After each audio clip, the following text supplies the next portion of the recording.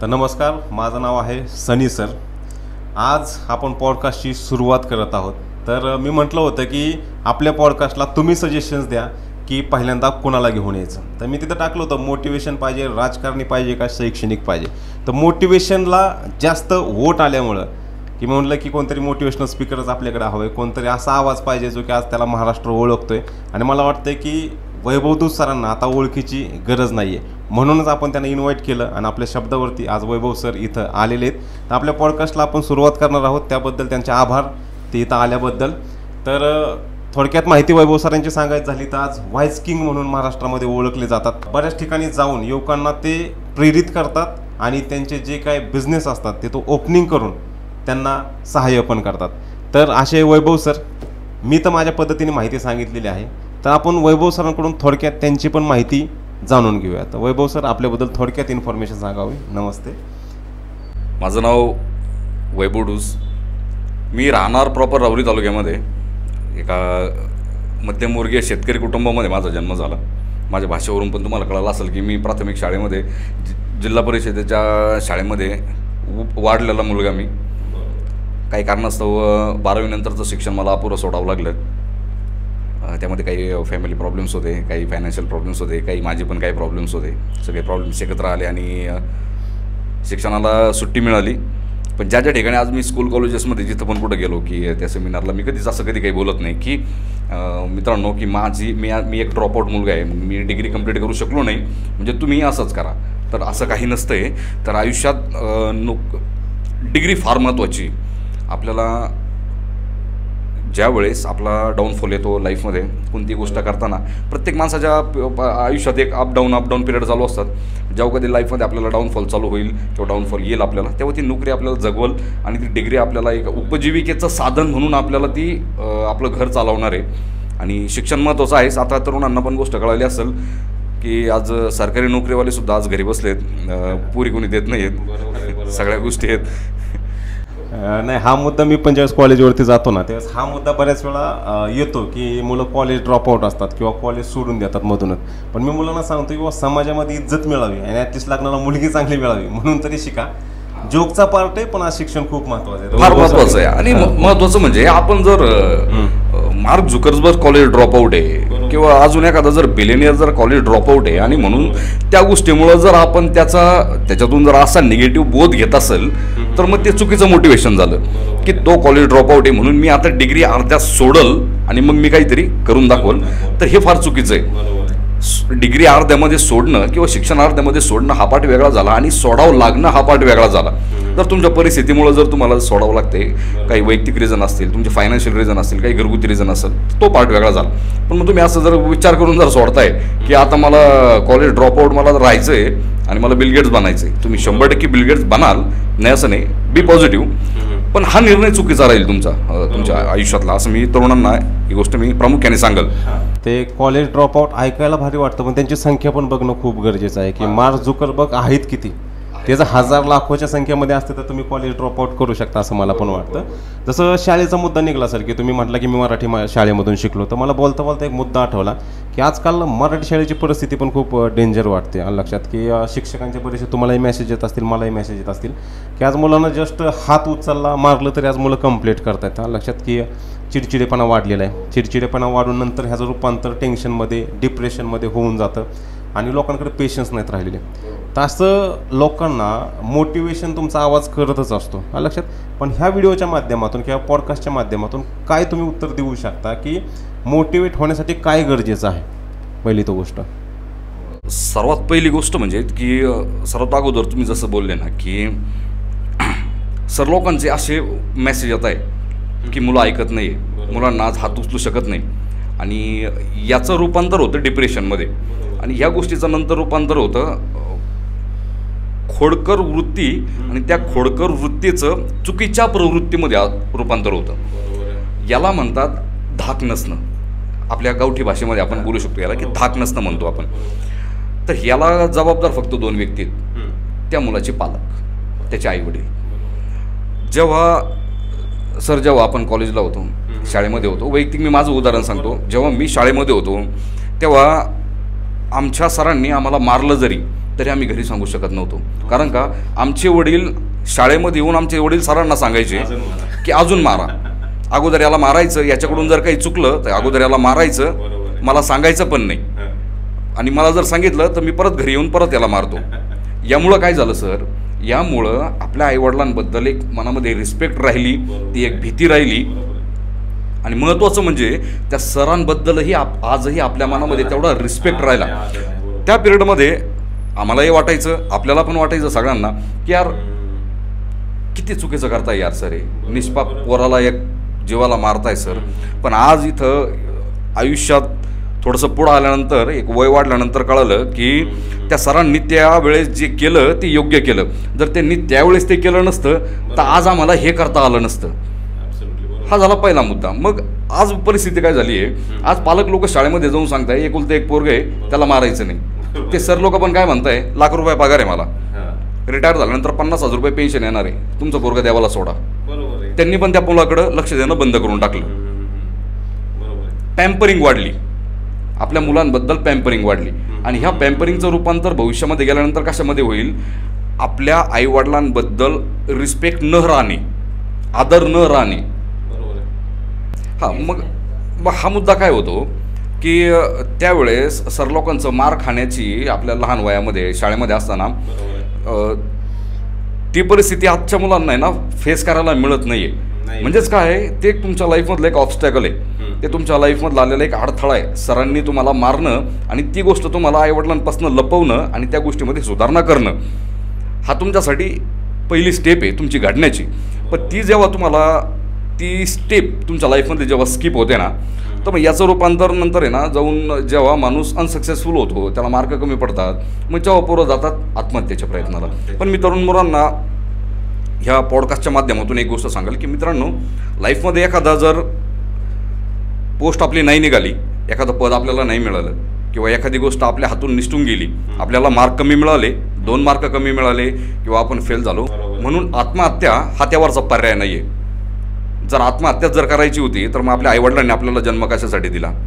जर आत्महत्या करून जर आपल्या आयुष्यातले जर सगळे प्रॉब्लेम जर सुटत असेल आणि आपल्या आईवडिलांच्या चेहऱ्यावरती जर हसू येणार असेल आणि आपले आईवडील जर सुखी होणार असेल, ज्या आईवडिलांनी आपल्याला घडवलं, ज्या आईवडिलांनी आपल्याला मोठं केलं, आणि त्यांना जर रडवायचं असेल तर हा निर्णय योग्य राहील.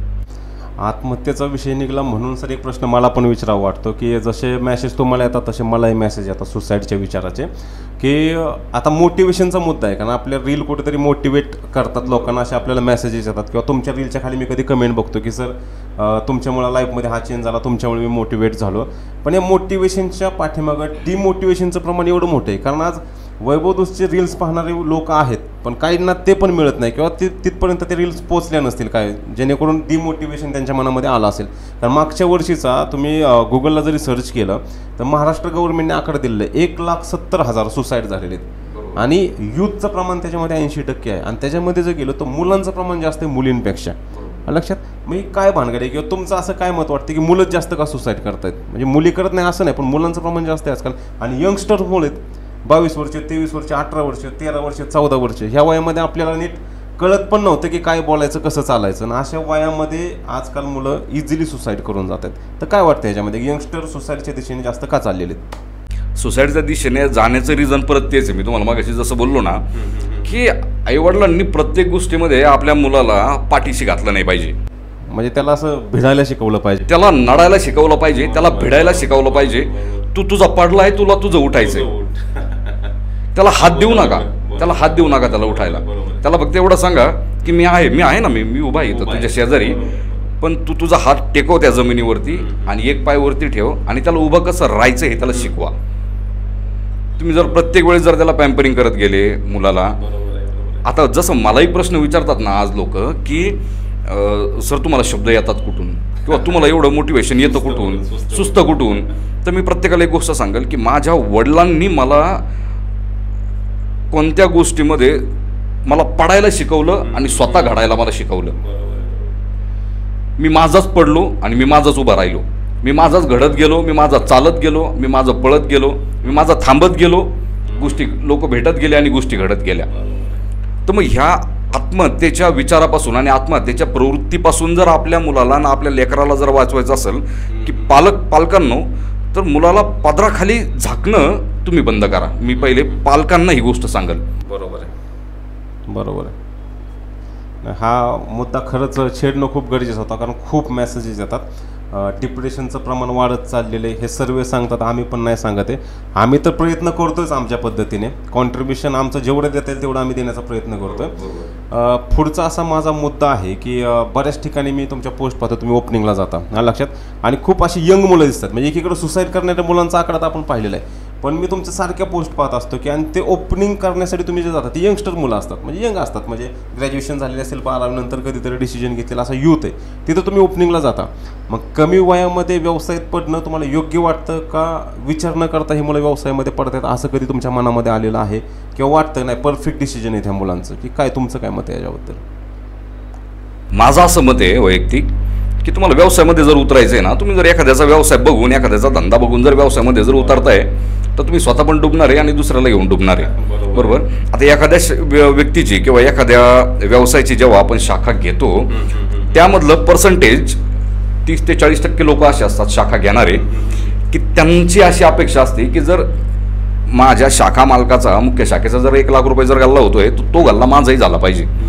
पण ठीक आहे ना, तुझाही तो गल्ला होईल, पण तू त्याचा तेवढा गल्ला होतोय म्हणून जर आपण जर शाखा घेतोय तर ही गोष्ट चुकीची आहे. मग आपण जर त्याचा गल्ला जर आपल्या गल्ल्यासोबत जर आपण कम्पेअर जर करत असेल तर त्याची कष्टही आपल्या कष्टासोबत कम्पेअर झाले पाहिजे. त्याचा टाईम मॅनेजमेंट हे आपल्या टाईम मॅनेजमेंट सोबत आपलं कम्पेअर झालं पाहिजे. त्याचं जे रिलेशनशिप टिकवणं, रिलेशनशिप बिल्ड करणं, तेही आपल्याला कम्पेअर करावं लागेल त्याही गोष्टी. पण आपल्याला आता काही तरुणांना व्यवसाय कसा पाहिजे की त्यांना खुर्ची टाकून बसून मालक व्हायचंय. बरोबर आहे. मग ते कुणीतरी कॉपी म्हणजे आपण कुणीतरी टाकला म्हणून आपल्याला जर व्यवसाय जर करायचा असेल ना, सर मी प्रत्येकाला सांगतो मग व्यवसायात पडू नका राहू तुम्ही, ना स्वतःला डुबू नका आणि आपल्या आईबापाला पण डुबू नका, असं तरी मला वाटतंय. बऱ्याच वेळा या बिझनेसच्या बाबतीमध्ये एक शेवटचा प्रश्न असेल माझ्या बिझनेसच्या बाबतीमध्ये की मी बऱ्याच वेळा पाहिलेलं आहे की बिझनेस करताना मुलं कर्ज काढतात, व्याजाने पैसे घेत आहेत, आणि 5-6 महिन्यामध्ये बिझनेस बुडल्यानंतर ते स्वतः पण अडचणीत येतात आणि घरच्यांना पण अडचणीत येतात. तर काय वाटतं की बिझनेस करण्यासाठी कर्ज घ्यावं? बिझनेस करण्यासाठी अवश्य कर्ज घ्यावं, नाही ह्या मताचं नाही. कारण आजपर्यंत असा कोणीही जगामध्ये एकही व्यक्ती नाही बिझनेसमॅन का ज्याच्यावरती कर्ज नाही आहे.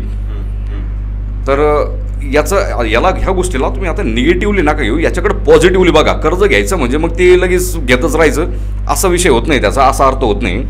पण मग काय होतं की तुम्ही कर्ज घेऊन जर तुम्ही जर व्यवसाय जर करताय तर म्हणजे तुम्ही खड्डा खांदून तुम्ही व्यवसाय उभा करताय, बरोबर. तर मग त्या व्यवसायाचं ना तुम्ही अगोदर प्लॅनिंग करा. आणि व्यवसाय शिकण्यासाठी लय मोठं रॉकेट सायन्स माहिती पाहिजे असं नाही पाहिजे. तुम्हाला साध्या गोष्टी बँकेचे प्रकार माहिती पाहिजे, करंट अकाउंट, सेव्हिंग अकाउंट, त्या अकाउंटचे प्रकार माहिती करून घ्या. तुम्हाला जेव्हा रजिस्ट्रेशन करायचं आहे तुम्हाला तुमच्या व्यवसायाचं, त्या रजिस्ट्रेशनचे काय प्रकार असतात अकाउंट माहीत असणं गरजेचं आहे, ते माहीत असणं तुम्हाला गरजेचं आहे. प्रोप्रायटरशिप असते, LLP असते, प्रायव्हेट लिमिटेड असते, पब्लिक लिमिटेड असते, ती प्रोसेस तुम्हाला माहीत पाहिजे. तुम्हाला CA माहीत पाहिजे, एक CA तुमचा मित्र पाहिजे. तुम्हाला GST माहीत पाहिजे, GSTचा फायदा आणि GSTचा तोटा माहीत पाहिजे, GST रिटर्न कशाला म्हणतात ते तुम्हाला माहीत पाहिजे. मग तुम्हाला बिझनेस शिकणं म्हणजे तुम्हाला मोटिवेशनल बुक वाचणं किंवा मोटिवेशनल व्हिडिओ बघणं इज नॉट कॉल्ड ॲज की तुम्ही आता व्यवसाय शिकलात. तुम्हाला ती त्यामध्ये उतरून त्यामधले बारकावे तुम्हाला समजून घ्यावे लागणार आहेत की आपण ज्या ठिकाणी व्यवसाय आपण उभा करतोय ना, मग त्या ठिकाणी त्याचा डिमांड आणि सप्लाय शोधा. डिमांड आणि सप्लाय ह्या गोष्टीवरची व्हिडिओ सर्च करा आणि याला समजून घ्या की व्हॉट इज डिमांड आणि सप्लाय. आता हा विषय फार डीप आहे, आता मी त्याच्यावरती जास्त डीप पण जात नाहीये, कारण 8-9 वर्ष झालं मी बिझनेस करतोय. वैभव सरांचा पण तसाच एक्सपिरियन्स आहे, त्या एक्सपिरियन्सवरून ह्या गोष्टी शेअर केल्या जातात. आता काही जणांना वाटतं की अरे की तुम्ही एवढं सांगताय लक्षात, की बऱ्याच वेळा कमेंटमध्ये येते की किंवा असे निगेटिव्ह मेसेज आपल्याला येत नाही, आपलं नशीब आहे, पण बरेच जण जेव्हा सजेशन द्यायला जातात त्यावेळेस काही निगेटिव्ह कमेंट येतात की तुम्ही अंबानी झाला का, तुम्ही हे झाला का, तुम्ही ते झाला का. पण नाही आहे, लक्षात घ्या, तुम्हाला जर सक्सेस व्हायचं असेल की अंबानीलाच फॉलो करावं असं नाही. कुणीही तुमच्या घरामध्ये सक्सेस झालं असेल, शेजारी सक्सेस झालं असेल, त्याची स्ट्रगल पहा, सक्सेसबरोबर स्ट्रगल पहा, ॲटोमॅटिकली तुम्हाला बऱ्याचशा गोष्टी कळतील की अरे बिझनेससाठी कोणत्या गोष्टी गरजेच्या असतात. ठीक आहे. तर चर्चेमध्ये काही क्वेश्चन मला पर्सनली विचारू वाटतात वैभव सरांना. प्रश्न मी आता सरांना विचारत आहे. तर वैभव सर, प्रेमाची चर्चा खूप होते आजकाल ना लक्षात, की आपण म्हणतो ना की प्रेमाचं कुठलं बंधन नसतं किंवा प्रेमाचं कोणतं वय नसतं किंवा प्रेमाला सीमा नसते, आपण बऱ्याच वेळा ऐकतो. पण हे प्रेम बदनाम पण तेवढंच आहे आणि प्रेमात प्रत्येकजण पडतो असं मला तरी वाटतं. फक्त काहींचं जे म्हणतो ना की झाकली मूठ 1.25 लाखाची असते आणि काहींचं ओपनली दिसून पण जातं आणि लव्ह मॅरेजचं प्रमाण पण खूप वाढत चाललेलं आहे ना लक्षात. तर माझं म्हणणं असं आहे की प्रेमाबद्दल तुमची काय व्याख्या आहे किंवा तुमचं काय मत आहे? प्रेम करावं, कधी करावं का नाहीच करावं? 2-3 प्रश्न मिक्स आहेत माझे, तुम्ही डिवाइड करून उत्तर दिलं तरी चालेल. ते एक वय असतं जेव्हा आपण कॉलेजला असतो ना, की आपली बुद्धी, आपली हुडबुद्धी असते, आपल्या स्वतःवरती आपल्या जबाबदाऱ्या नसतात, घराची जबाबदारी नसते, आपल्या परिवाराची जबाबदारी नसते, घरामध्ये आपल्याला एक साधी एक तेलाची पिशवी आपल्याला आणायची नसती. तर त्या पिरियडमध्ये मग प्रेम होतं माणसाला आणि माणूस जेव्हा प्रेम शोधतो ना, तर त्या व्यक्तीला त्याच्या घरामध्ये किंवा त्याच्या आजूबाजूला जी गोष्ट मिळालेली नसती ती गोष्ट त्या व्यक्तीकडून तो प्राप्त करत असतो. मग ते पॅम्परिंग असो, त्याला जपणं असो, तू जेवला का, तू उठला का, तू आंघोळ केली का, बाबू शोना, ह्या ज्या गोष्टी आहेत की त्याला त्या व्यक्तीकडून मिळालेल्या असतात किंवा तिला त्या व्यक्तीकडून मिळालेल्या असतात. त्यामुळे ती कनेक्टिव्हिटी तिथं वाढत जात असते. पण एक गोष्ट लक्षात घ्या सर, की मला पण तुम्हाला एक प्रश्न विचारायचा आहे की आता मला एक गोष्ट सांगा, प्रेम ह्या विषयावरच आपण पुढे बोलू, की आपल्या लाईफमधले, तुमच्या लाईफमधले, माझ्या लाईफमधले आणि हा व्हिडिओ जो कोणी बघताय, की तुमच्या सगळ्यांच्या लाईफमधले जो काय आत्तापर्यंतचे जे काय चुकलेले जे काही निर्णय होते, ते निर्णय तुम्ही इमोशनली विचार करून घेतलेले होते, ना की प्रॅक्टिकल विचार करून. जिथं प्रेम येतं तिथं इमोशन्स येतं. मग लाईफमध्ये जेवढे काही निर्णय आपले आजपर्यंत चुकले, तर ते इमोशनली डिसिजन मुळे चुकले. तिथं जर आपण आज जर विचार केला आणि भूतकाळामध्ये जा एकदा आणि तिथं विचार करा की मी जर हा जर डिसिजन प्रॅक्टिकली विचार करून जर घेतला असता तर तो डिसिजन हा योग्य झाला असता. हा झाला पहिला मुद्दा. आणि दुसरी गोष्ट म्हणजे की जगामध्ये फक्त 2च व्यक्ती असे आहेत की जे आपल्यावरती निस्वार्थ प्रेम करतायत, ते म्हणजे आपले आई वडील. बाकी तुम्हाला मिळालेला मुलगा असो, मुलगी असो, जो कोणी भेटलेला कुणीही व्यक्ती, तुमचा मित्र असो, कुणीही असो, तो तुम्हाला भेटलेला तुमच्या लाईफमध्ये तुम्हाला भेटलेला प्रत्येक व्यक्ती हा तुमच्याकडं कोणत्या तरी हेतूने आलेला असतो, कोणती तरी गोष्ट मिळवण्यासाठी आलेला असतो. मग ते भले काही पण मिळवणं असो, ते प्रेम मिळवणं असो, ते पैसा मिळवणं असो, ती रिद्धी सिद्धी मिळवणं असो, ती कीर्ती मिळवणं असो, किंवा ते तुमच्या स्वभावातला चांगुलपणा मिळवणं असो. पण आईबाप हे 2 व्यक्ती असे आहेत का निस्वार्थ प्रेम करताय, पण त्यांचं प्रेम आपल्याला त्या वयामध्ये कळत नसतं जेव्हा आपण वैयक्तिक दुसऱ्याच्या प्रेमामध्ये असतो. आणि आजकालच्या मुलामुलींचं असं झालंय की प्रेम करताना जात बघितली जात नाही, पण लग्न करताना जात बघितली जाते. बरोबर. मग याला प्रेम काय म्हणायचं? मग याला प्रेम म्हणता येईल आपल्याला? प्रेम करायच्या अगोदरच जात. मग हे प्रेम करायच्या अगोदर तुम्हाला जात दिसली नाही समोरच्याची, प्रेम करायच्या अगोदर तुम्हाला कळवलं नाही का हा आपल्या कुळातला नाहीये, हा आपल्या जातीतला नाहीये, हा आपल्या धर्मातला नाहीये, ही पोरगी आपल्या घरात चालणार नाही, हा पोरगा माझा आमचा जावई चालणार नाही, हे तुम्हाला अगोदर नाही कळालं. मग याला प्रेम म्हणता येईल? मग खरं प्रेम कुणी केलं आपल्यावरती? आपल्या आई वडील. बरोबर आहे, बरोबर आहे. ही सगळी मोहमाया आहे, ही सगळी 2 दिवसाची कहाणी, माणूस विसरून जाणार आहे नंतर. त्यावेळेस डोळ्यावरती एक झापड येते किंवा उलटी घागर झाल्यासारखं होऊन जातं. हा, ती झापड येते डोळ्यावरती ना माणसाच्या असे. हा बरोबर आहे. आता आम्ही ह्या मुद्द्यावरती बोलतो ह्याचा अर्थ असा नाही की आम्ही प्रेमाच्या विरोधात आहोत, पहिली गोष्ट. नाही तर लव्ह मॅरेजवाले खाली लगेच चालू काही लव्ह मॅरेज सक्सेस पण झालेली आहेत. पण माझा असा एक मुद्दा, आपण डिस्कशन करतो ह्या विषयावरती थोडे विचार. माझं काय म्हणणं आहे की तुम्हाला जर प्रेम करायचं आहे, तुम्हाला तुम्ही प्रेम करा. प्रेम करणं ही चूक नाहीये. ते प्रेम श्रीकृष्णाने पण केलं, ते प्रेम राधेनं पण केलं. बरोबर आहे. पण ते तुम्ही सक्सेस करून दाखवा. बरोबर. त्याला तुम्ही शेवटपर्यंत न्या. जर प्रेम ह्या शब्दाखाली जर समजा तुमची फक्त वासनेची भूक असेल, मग अवघड आहे. तर मग अवघड आहे. त्याला प्रेम म्हणू शकत नाही आपण. त्याला शेवटपर्यंत दारात झालेलं प्रेम हे घरात घेऊन जाता आलं पाहिजे. बरोबर आहे, मुद्दा खूप चांगला आहे. त्याला प्रेम म्हणता येईल. प्रेम करायचं तर राम सीता सारखं प्रेम पाहिजे. का ज्या सीतेला एका राजाची मुलगी सीता, राजाची मुलगी 14 वर्ष वनवास भोगावा लागला तिला. बरोबर आहे. रामासाठी. तेव्हा तिने हे बघितलं नाही की माझ्या रामाचं आज 14 वर्षाचा वनवास आहे. बरोबर. असं प्रेम पाहिजे तुम्हाला. तुमचं प्रेमाला ते मुलगा असो मुलगी असो, तुमच्या पडत्या काळातही तुम्हाला तो साथ देणारा पाहिजे, ती साथ देणारी पाहिजे. बरोबर. वेळ वाईट आहे बघून पळ काढणारा किंवा वेळ वाईट आहे बघून पळ काढणारी नकोय. ती खंबीरपणे उभा राहणारी पाहिजे, तो खंबीरपणे लढणारा पाहिजे, तो खंबीरपणे झटणारा पाहिजे. पाहिजेच. प्रेमात पैसा मॅटर करतो? प्रेमामध्ये पैसा मॅटर करत नाही, पण जे लोक प्रेम करताय ह्या 2 लोकांसाठी पैसा मॅटर करत नाही प्रेमामध्ये. पण ह्या प्रेमाकडं जे लोक बघणार आहेत आणि ह्या प्रेमाचं रूपांतर जेव्हा फॅमिलीमध्ये होणार आहे आणि त्या फॅमिलीमध्ये जे कोणी लोक आहेत त्यांच्यासाठी पैसा मॅटर करतोय. बरोबर आहे. जर तो मुलगा असेल तर, मुलगी असेल तर पैसा मॅटर करत नाही. मी हा प्रश्न का विचारला, मला असे फनी मेसेज पण येतात की दादा एका मुलीवरती प्रेम झालं, तिने मला चॉकलेट मागितली आणि त्यावेळेस मला कळलं की 200, 300, 500 रुपयाचे पण चॉकलेट्स असतात. आला तेवढे पैसे तर माझ्याकडे नाही, मला 100-200 रुपये रोज आहे. असे पण किस्से ऐकलेले आहेत आपण, आलं लक्षात. पण ओव्हर ऑफ द म्हणजे जर ह्या डिस्कशनचा एंड करायचं झालं तर मला माझं पण असं वैयक्तिक मत वाटतं की सेटलमेंट पण गरजेची आहे थोडीशी. प्रेम झाल्यानंतर सेटलमेंट करणं माइंड डिस्टर्ब पण असतं बऱ्याच वेळा, कारण प्रेमामध्ये माइंड डिस्टर्ब होतं बऱ्याच वेळा. प्रेमाचे फायदे तेवढेच तोटे खूप अनुभवलेले आहेत मुलांनी. जी मुलं व्यसनाकडे वळतात बऱ्याच वेळा, की व्यसन पकडतात, दारू असेल काय असेल, की त्यांचं बॅकग्राऊंड पाहिलं तर प्रेमामध्ये कुठेतरी धोका असतो, लक्षात. मग आता मूव ऑन मुली करतात का मुली करतात हा वेगळा विषय आहे, पण माझ्या दृष्टीने तर सेटलमेंट ही गरजेची आहे थोडीफार तरी कुठेतरी. कारण ती गरजेची म्हणजे settlement should be your first priority. कारण प्रेमाने पोट भरत नाही. बरोबर. फक्त बाबू शोना करून पोट भरणार नाही. उद्या तुम्हाला जर लग्न करायचं आहे ना, तुम्हाला तुमचा संसार थाटायचा आहे, तर त्यासाठी अगोदर तुम्ही प्री प्लॅन करा की आपल्याला आपलं घर पैशावरती चालणार आहे. एकदा का त्या जोडप्याचं लग्न झालं, त्याला लग्नाला 3-4 वर्ष झाले, 4-5 वर्ष झाले का त्यानंतर बाबू शोना होत नाही. त्यानंतर किराणा संपला, तेल संपलं, साखर संपली, पैसे लागणार आहेत, तुम्ही काहीतरी करा, मी पण काहीतरी करते, ह्या गोष्टींवरती चर्चा चालू होती. पण हे एका वयात पुढे आल्यानंतर कळतात ह्या गोष्टी. नाही आहे ते पण मुद्दे आहेत.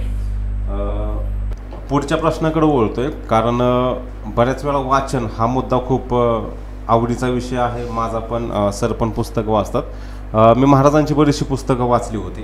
तर वैभव सरांना माझा असाच प्रश्न आहे की छत्रपती शिवाजी महाराजांबद्दल पण तुम्ही खूप चांगले रील्समध्ये बनवला होता. अशी काय गोष्ट आहे की महाराजांबद्दल की जी गोष्ट तुम्हाला आवडली आणि ती गोष्ट मुलांना इन्स्पायर करू शकते?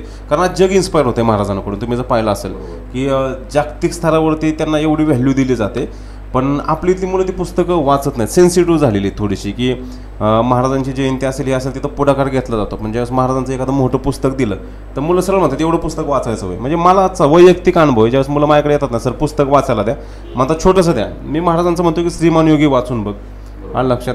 श्रीमान योगी ज्यावेळेस मी हातामध्ये देतो त्यावेळेस म्हणतात नाही सर एवढं पुस्तक वाचायचं आहे का. मग महाराज कळणार कसे? जर महाराजांना वाचलंच नाही तर महाराज कळणार कसे? तर तुम्ही पण महाराजांबद्दल खूप चांगले रील्स बनवले. तुम्हाला काय वाटतं की महाराजांकडून इन्स्पायर होण्यासारख्या कोणकोणत्या गोष्टी? त्याच्या भरपूर गोष्टी आहेत, पण तुम्हाला कोणती गोष्ट सांगू शकत नाही? नाव ऐकलं तरी आजकाल काटा येतो अंगावरती, नुसतं नाव घेतलं तरी अंगावरती काटा येतो. तर काय सजेस्ट करतात की महाराजांबद्दल जे प्रेम आहे ते वाचनातून कसं व्यक्त केलं पाहिजे लोकांनी, किंवा तुम्ही कसं इन्स्पायर होता आणि लोकांना कसं इन्स्पायर आपण करू शकतो? सर्वात पहिली गोष्ट मित्रांनो की पुस्तकांची साथधारा. आपल्या हातामध्ये आलेलं पुस्तक हे सर्वात पहिले आपलं मस्तक सुधारतं, आणि एकदा का आपलं मस्तक सुधारलं कोणापुढं नतमस्तक होण्याची ती आपल्याला कधी वेळ येत नाही. ही आजची वस्तुस्थिती आहे. पण आज वाचन करायला कोणी तयार नाही. आज छत्रपती शिवाजी महाराज आज म्हणजे हे काय होते, आता महाराजांचं नाव घेतलं माझ्या अंगावरती काटा आला की छत्रपती शिवाजी महाराजांकडून तुम्हाला व्यवसाय करायचा आहे, तुम्हाला नोकरी करायची, तुम्हाला कसं घडायचं, कसं लढायचं, कसं पडायचं, कसं उभं राहायचं, या सगळ्या गोष्टी तुम्हाला छत्रपती शिवाजी महाराजांच्या शिवचरित्रामध्ये तुम्हाला शिकवल्या जातात, तिथं सांगितल्या जातात. छत्रपती शिवाजी महाराजांनी 18 पगड जातीचे मावळे एकत्र करणं हे त्या काळामध्ये इज नॉट अ जोक. महाराजांनी जे पॉसिबल नाहीये, म्हणजे त्या काळामध्ये 18 पगड जातीचे मावळे महाराजांनी एकत्र केले, त्यांचं एक गठबंधन त्यांनी तयार केलं. आणि हे स्वराज्य त्यांनी उभं केलं. स्वराज्याचं सर्वात पहिलं स्वप्न बघितलं गेलं ते माँसाहेब जिजाऊंनी.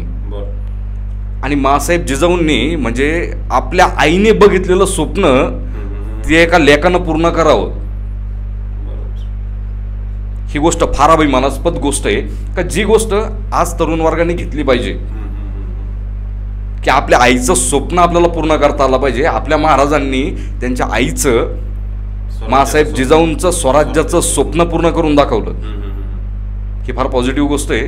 ती त्यातून आपल्याला घेता येऊ शकते. सर्वात पहिला प्रयत्न महाराजांच्या वडिलांनी म्हणजे शहाजी महाराजांनी पुण्यामध्ये केलेला स्वराज्य स्थापनेचा, पण तो प्रयत्न हाणून पाडला गेला.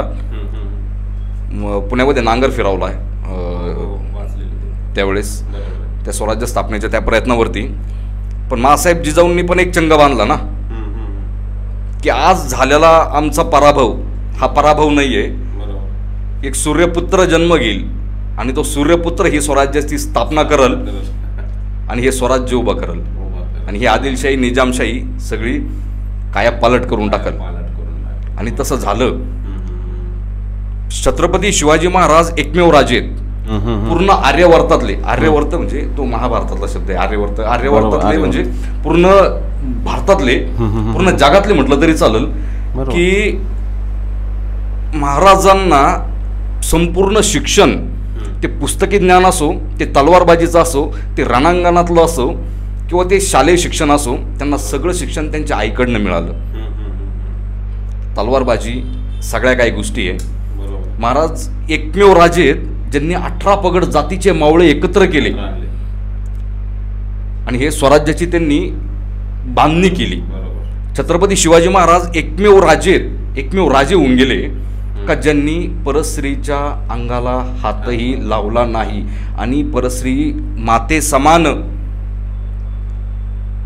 हा श्लोक आज छत्रपती शिवाजी महाराजांच्या चरित्रामधून आपल्याला शिकायला मिळतो ना. त्यांनी आणि छत्रपती शिवाजी महाराज एकमेव राजे आहेत का ज्यांच्या दरबारामध्ये अजूनपर्यंत एकही स्त्री नाचली नाही. महत्वाचा मुद्दा म्हणजे काय होतं की ह्या गोष्टी आपल्याला फक्त आजकाल काय झालंय की तरुण मुलं फक्त जयंती साजरी करण्यामध्ये व्यस्त आहेत. जयंत्या झाल्या पाहिजे, जोरात झाल्या पाहिजे. आपल्या महाराष्ट्राचं नाही आपल्या देशाचं दैवत आहे छत्रपती शिवाजी महाराज. जंगी मिरवणुका झाल्या पाहिजे, पण त्या अगोदर आपल्याला छत्रपती शिवाजी महाराज आपल्याला समजून घेता आले पाहिजे. ते कसं समजून घेता येईल ते पुस्तकाच्या माध्यमातून की ज्या माझ्या राजानं शेवटपर्यंत, शेवटच्या श्वासापर्यंत ज्या माझ्या राजानं कधी जातीवाद केला नाही. 100 जातीचे लोक त्या राजानं सांभाळले. ते हिंदू असतील, मुस्लिम असेल आणि इतर कोणत्याही जाती धर्माचे लोक असेल. आणि आज त्याच राजाचं नाव घेऊन जर आपण जातीवाद करत असेल तर त्या राजाला सुद्धा वाईट वाटत असेल. माझा राजा सुद्धा म्हणत असेल की मी काय देऊन गेलो आणि तरुणांनी काय घेतलं. त्यासाठी काय आहे की आपल्याला पुस्तक वाचन फार महत्वाचं आहे. तुम्ही वाचलं पाहिजे. छत्रपती शिवाजी महाराज वाचले पाहिजे, डॉक्टर बाबासाहेब आंबेडकर वाचले पाहिजे. एकदा वाचा, त्याशिवाय तुम्हाला गोष्टी कळणार नाही. बरोबर आहे. वाचनाचे मुद्दे मी तर वाचनाच्या वेळेस काय होतो, श्रीमान योगी पुस्तक हातामध्ये दिलं ना, मी म्हणतो राज्याभिषेक बऱ्याच वेळा तुम्ही ऐकला असेल. फक्त महाराजांचा जन्मोत्सव बघा फक्त तुम्ही, त्यातले तुम्ही 30-40 पेज सुरुवातीची वाचली ना, पूर्ण पुस्तक वाचले तुम्ही सोडणारच नाही. असलं वर्णन जबरदस्त केलेलं लेखकाने. शिवनेरीचं काय त्यांनी वर्णन केलेलं आहे, माता जिजाऊंचं काय वर्णन केलेलं आहे. तुम्ही जन्मोत्सव फक्त वाचा, तुम्ही विसरणार नाही महाराजांना आयुष्यभरामध्ये. म्हणजे ज्यावेळेस माझ्यावरती पण सर वेळ आली होती, तो मी प्रश्न तुम्हालाही विचारणार आहे की डिप्रेशन ह्याच्यातून प्रत्येकजण जातो, त्या काळातून मी पण गेलेलो आहे. काय बिझनेस फेलियर वेगवेगळे रिझन्स असतात. त्यावेळेस माझ्या हातामध्ये ते पुस्तक पडलं होतं. पुस्तक फाटलेलं होतं, तसं माझं आयुष्य पण फाटलेलं होतं. पण त्या फाटक्या पुस्तकाने नंतर माझं आयुष्य घडवलं. म्हणून मी सजेस्ट करतो की ती पुस्तकं, महाराजांची पुस्तकं वाचा. आणि श्रीमान योगी मी आवर्जून सांगत असतो. तर मला तेच विचारायचं होतं. श्रीमान योगी आणि अजून एक बुक आहे वासी बेंद्रेंची कादंबरी, 2 खंड आहेत त्याची, छत्रपती शिवाजी महाराज नावाचं. त्या बुकमध्ये ना रेफरन्स आहेत डायरेक्टली, म्हणजे कोणत्या टॉपिकवरती किंवा कोणत्या इन्सिडेंटवरती ना असा दावा नाही केलेला त्यांनी, त्यांना रेफरन्स जोडलेत त्यांनी वासी बेंद्रे. ते एक बुक छान आहे, ते पण वाचा. छावा सुद्धा वाचा. छत्रपती शिवाजी महाराज तुम्हाला सांगतील की कसं घडायचं आणि छत्रपती संभाजी महाराज आपल्याला सांगतात की कसं लढायचं. बरोबर बरोबर. नाही, हे महत्त्वाचे मुद्दे आहेत. युवकांना थोडं तात्विक ज्ञान वाटेल आम्ही बोलतोय ते, पण तुम्ही जर सुरुवात केली तुम्ही काय झालं की ह्यांना काय बोलायचं होतं नक्की ह्याच्यामध्ये, तर तेच मला विचारायचं सर की ज्यावेळेस महाराजांना वाचतो आपण मोटिवेट होतो, लक्षात इन्स्पायर होऊन जातो, लक्षात तुम्ही आज महाराष्ट्राला मोटिवेट करताय. कधी तुम्हाला डिमोटिवेशन आलं होतं की कधी डिप्रेशन आलं होतं? हो, येऊन गेलंय. म्हणजे एक काळ असा होता की मी भयंकर डिप्रेशनमध्ये होतो. मी अशा कंडिशनला होतो की रोज म्हटलं तरी मला सुसाईडचे विचार यायचे माझ्या डोक्यामध्ये. मी त्या स्टेपला निघून चाललो होतो की माणसाच्या लाईफमध्ये ना एक स्टेज येत असते की सगळीकडनं फेल्युअर असतं, सगळीकडनं टोमणे असतात, शिव्या असतात आणि त्या फेजमध्ये डिप्रेशन वाढत जातं, स्वतःबद्दल निगेटिव्ह थॉट्स वाढत जातात आणि मग माणूस शिफ्ट होतो स्वतःच्या कुंडलीला दोष द्यायला, देवाला दोष द्यायला, ह्या गोष्टींना तो माणूस दोष द्यायला चालू करतो की यार माझ्या कुंडलीमध्ये काय दोष आहे, काय नेमकं मग माझंच काय चुकतंय. जर मी प्रत्येकासोबत एवढं चांगलं वागतोय, मी देवाधर्माचं मी सगळं एवढं काही करतोय, मग देवानी माझ्यासोबतच का देव मला असं करतोय.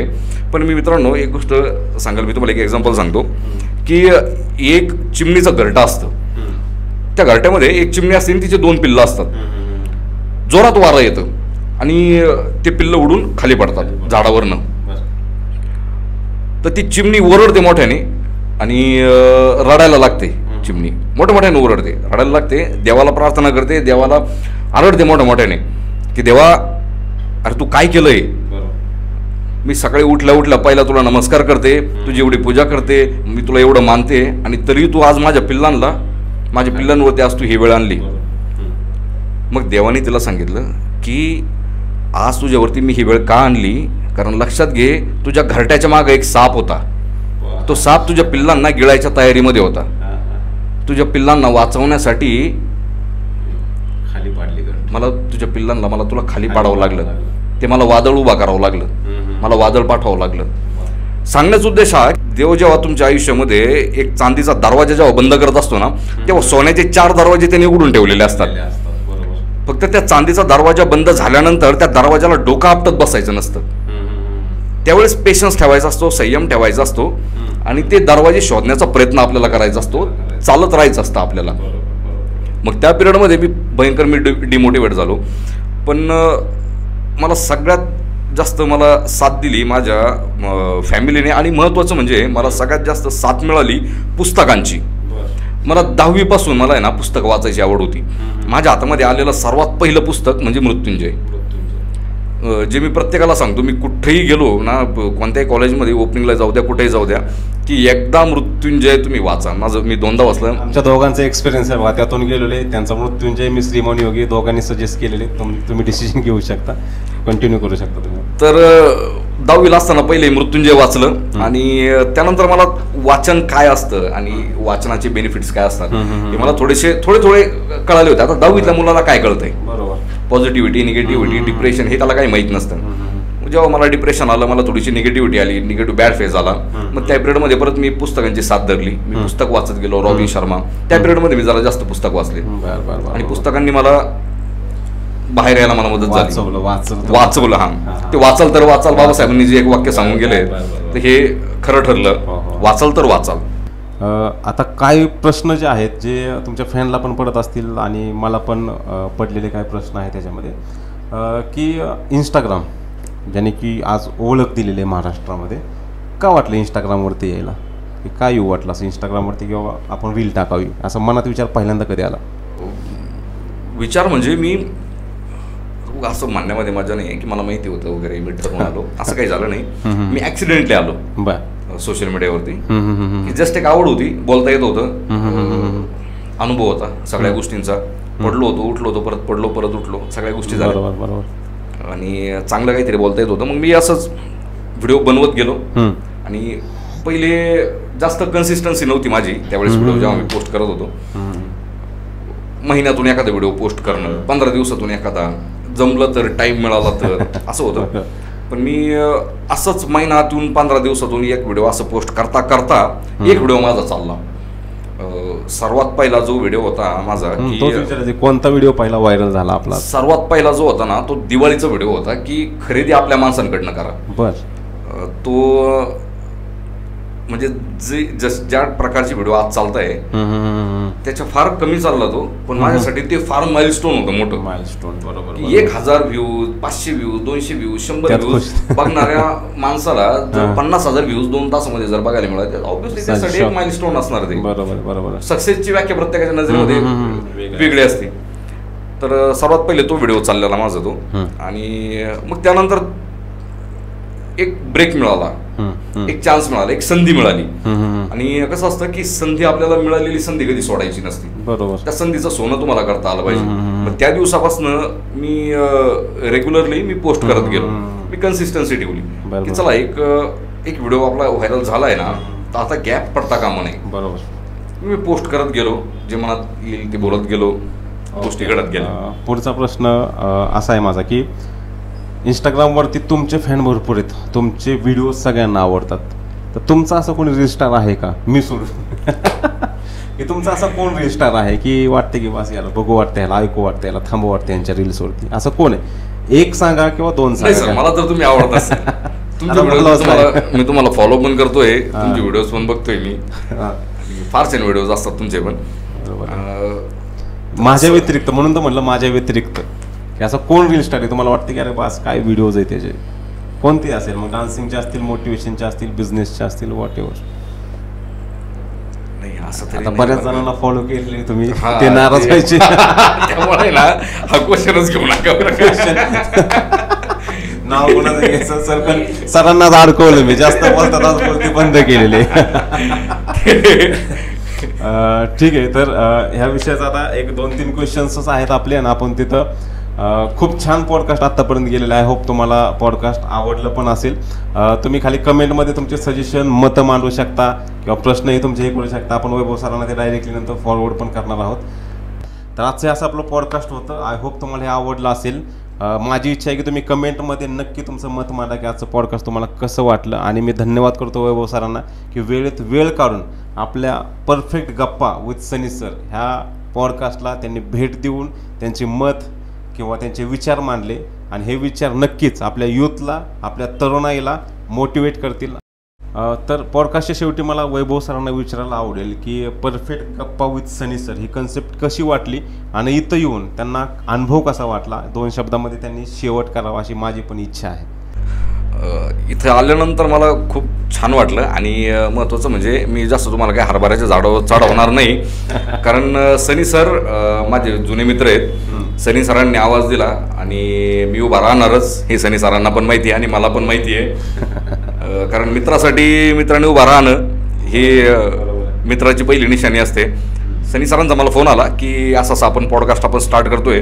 आनंद वाटला, आनंद झाला फार की एक नवीन आयडिया, एक नवीन कॉन्सेप्ट घेऊन सनी सर उतरताय. आपला मित्र त्यामध्ये उतरतोय, एक फुलाची पाकळी त्यामध्ये आपला हातभार लागावा आणि आपल्या मित्राने आपला विचार करावा, यासाठी मित्राचं तेवढं मोठं मन लागतं. तेवढं मोठं मन सनी सरांनी ठेवलं आणि सर्वात पहिले मला फोन केला आणि मला इथं बोलावलं. त्याबद्दल मी सनी सरांचे आणि संपूर्ण टीमचे मी आभार मानतो. धन्यवाद.